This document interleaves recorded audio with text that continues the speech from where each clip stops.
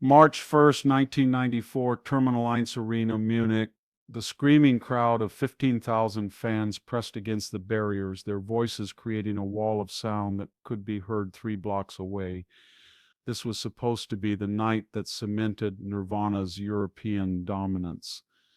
Instead, it became the beginning of the end of everything Kurt Cobain thought he knew about himself. When Kurt Cobain grabbed the microphone for the final time under those blinding stage lights, not a single person in that arena knew they were witnessing the opening act of rock history's greatest tragedy. The grunge revolution was at its peak. In Utero had just gone platinum. MTV was playing Heart-Shaped Box every hour. Rolling Stone had called Kurt the voice of a generation. But when the grunge god abandoned the stage that night after just 4 songs, walking away without a word to his bandmates or the devastated crowd, the official explanation was simply exhaustion. Tour managers scrambled. Record executives panicked. Fans wept in the parking lot. The truth? The real reason Kurt Cobain destroyed his career that night in Munich still sends chills down people's spines 30 years later. Because what happened in that arena wasn't just the end of a concert, it was the moment Kurt discovered he might not be who he thought he was. Now I'm going to tell you the story of that night that has never been told before, a story of 2 brothers, one throne, and a secret that tore apart the most influential band of the 1990s. The moments cameras couldn't capture: March 1994, the final months of Nirvana's world tour. The band had conquered Europe. Paris had been electric. Rome had been explosive. Milan had been magnificent. In Utero had shaken the music world to its core. Heart-Shaped Box dominated every radio station from London to Berlin, and All Apologies was climbing charts across the continent. This was supposed to be their victory lap. But backstage at Terminal 1 Arena, there was a tension so thick you could cut it with Kurt's broken guitar strings. Something had fundamentally changed in Kurt Cobain, and nobody could put their finger on what it was. The dressing room felt like a morgue. Normally, before shows, Kurt would pace around, nervous energy radiating from every pore.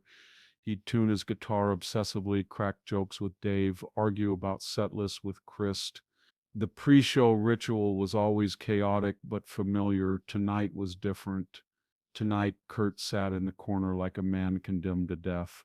For 3 hours before showtime, Kurt hadn't spoken a single word, not to his bandmates, not to the roadies, not to anyone. Chris Novoselic kept glancing over, his bass hanging forgotten around his neck. Dave Grohl had tried everything: jokes, stories about his grandmother, even playing Kurt's favorite Melvin songs on his Walkman. Nothing worked. The silence was deafening. Even the normally bustling crew moved around Kurt like he was made of glass. Something was fundamentally wrong, and everyone could feel it. "I've never seen him like this," whispered Pat Smear to a roadie. "It's like he's seeing ghosts." 8:30 p.m. Showtime approaching fast. The crowd outside was getting restless. Chants of Nirvana echoed through the concrete corridors. 15,000 people had paid their hard-earned money. The press was waiting. The record label executives were watching from the VIP boxes. Kurt's guitar was ready, freshly strung and tuned.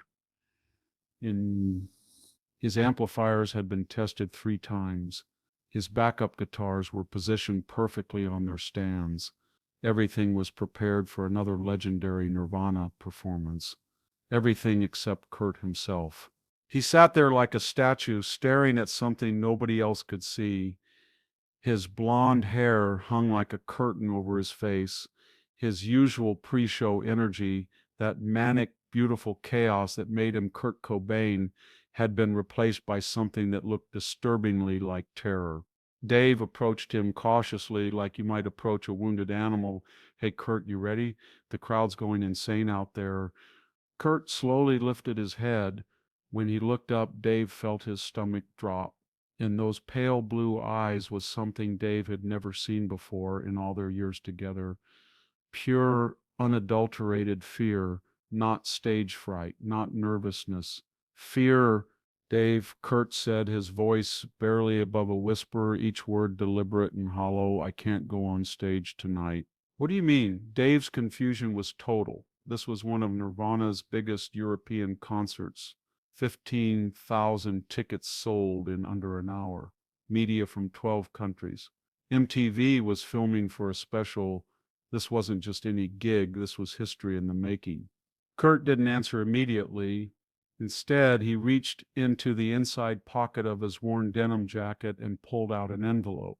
His hands were shaking so badly he almost dropped it twice.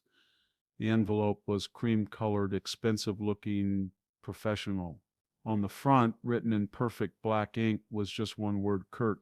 The handwriting wasn't familiar to anyone in that room. The letter that changed everything, the letter's contents remained buried for 30 years, locked away in legal files, hidden in estate documents, protected by NDAs that expired only in 2024, until Sarah Mitchell, Courtney Love's former personal assistant, finally broke her silence in a devastating BBC documentary that sent shockwaves through the music world. Sarah had been there that morning. She'd witnessed the delivery, seen Kurt's reaction, watched him spiral into the abyss that would consume him just weeks later.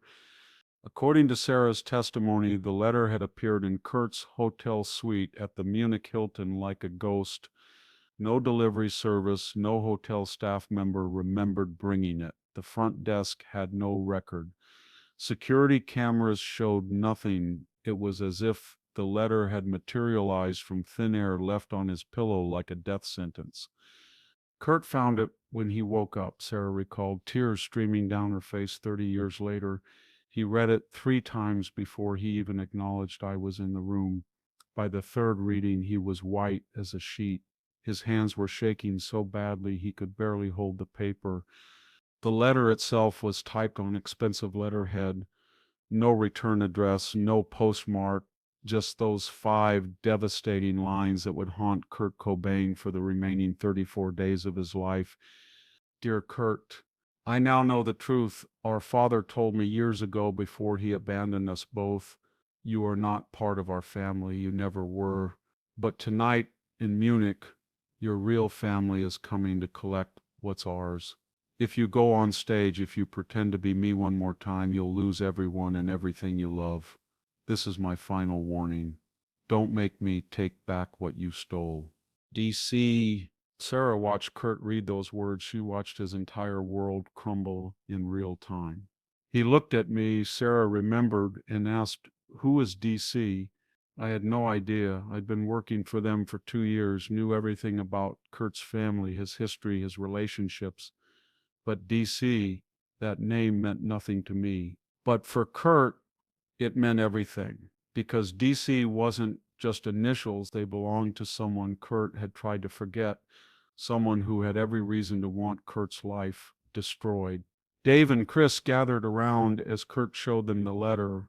The dressing room fell even quieter, if that was possible. Dave read it twice, his drumsticks forgotten in his hands. Chris set down his bass and sat heavily on a road case. "Who's DC?" Dave asked, echoing Sarah's question from that morning. "This is insane, Kurt. Some crazy fan trying to mess with your head before the show." But Kurt was shaking his head slowly, like a man who'd just remembered a terrible dream. "No," he whispered. "No, this isn't a fan. This is about something I thought was buried forever." The color had drained from his face completely. He looked like he'd seen not just a ghost, but the ghost of someone he'd murdered. DC is someone I hoped I'd never have to think about again, Kurt continued. Someone who has every right to hate everything I've become. And that's when he told them about the brother nobody knew existed.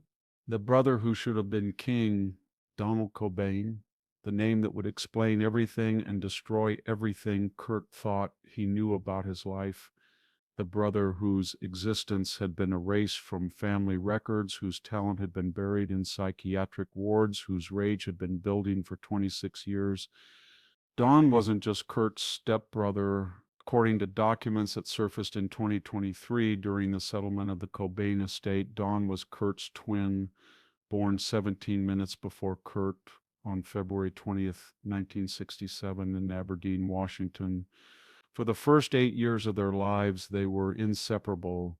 Two boys who looked identical, sounded identical, and shared the same impossible musical gifts. But where Kurt was outgoing and charming, Don was volatile and unpredictable. Where Kurt made friends easily, Don frightened other children. By age 6, Don was showing signs of what doctors would later diagnose as paranoid schizophrenia. By age 8, their father, Donald Sr., had made the most devastating decision of his life. "We can't handle both of them," he told Wendy Cobain in 1975, according to divorce papers that remained sealed until last year. "Don needs help we can't give him, and Kurt deserves a normal life." The decision was made on a rainy October morning in 1975. 8-year-old Don was driven to the Western State Hospital in Tacoma and never returned home. Kurt was told his brother had gone to live with relatives. For the next 19 years, Kurt believed that lie. Don spent his childhood and teenage years in psychiatric facilities, medicated, isolated, forgotten, but the music never left him. If anything, the isolation intensified his gifts. While Kurt was discovering Nirvana and the Beatles, Don was writing songs that would make Smells Like Teen Spirit sound like a lullaby. Dr. Eleanor Vance, Don's primary psychiatrist from 1980 to 1990, kept detailed records that paint a picture of a young man consumed by two obsessions: his abandoned musical dreams and his famous brother. Donald would watch MTV for hours, Dr. Vance wrote in 1991, specifically waiting for Nirvana videos. He knew every song, every lyric, every guitar part, but his reaction wasn't fan worship, it was rage. He believed Kurt had stolen his life, his talent, his destiny. He would say, "That should be me up there. Those are my songs. That's my voice." The most chilling entry in Dr. Vance's files is dated September 24th, 1991, the day Nevermind was released.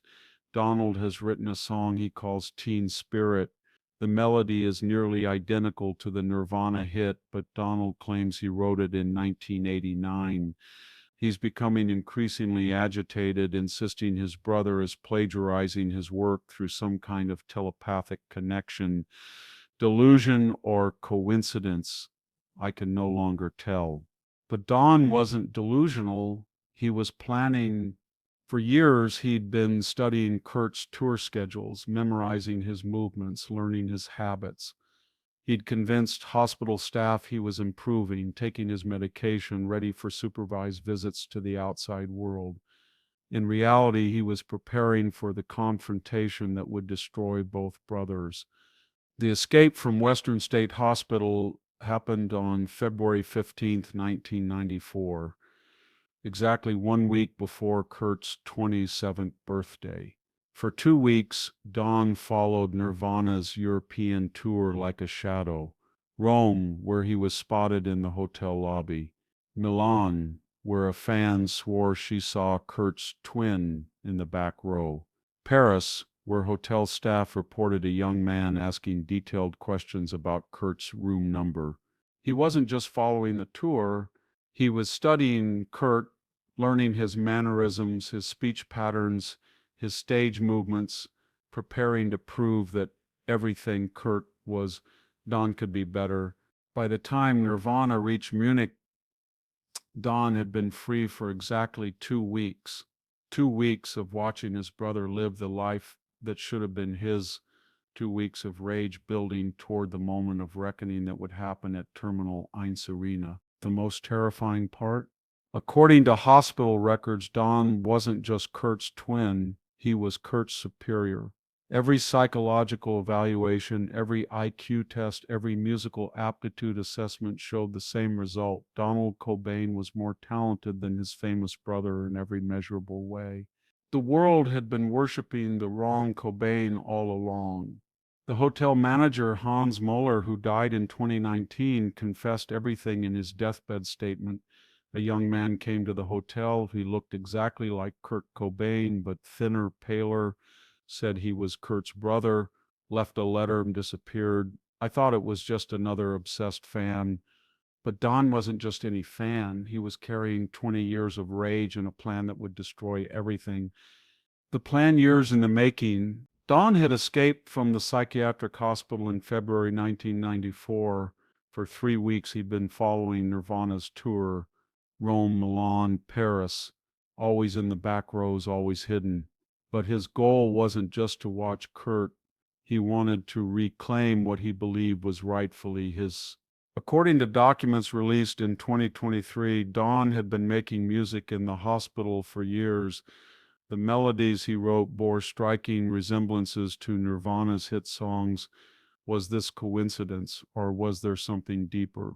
Dr. Elena Hoffman, his music therapist, noted in her reports, Donald is obsessively disturbed by his brother Kurt's fame. He constantly says, I should have written those songs. This might be delusion, but Donald's compositions are truly talented. The most shocking detail, a song Don wrote in 1991 had a melody almost identical to Smells Like Teen Spirit. But what Don really wanted wasn't just recognition, he wanted Kurt to stop forever. Munich, the final confrontation. Back to Terminal Arena, 9:45 p.m. The crowd outside is getting dangerous. Security reports fights breaking out as fans demand refunds. The local police are on standby. MTV cameras are rolling, capturing what they think will be another triumphant Nirvana performance for their documentary. Instead, they're about to witness the end of everything. Despite his band members' desperate pleas, Kurt refuses to move from that corner. He's clutching the letter like it's a lifeline, reading it obsessively. His hands won't stop shaking.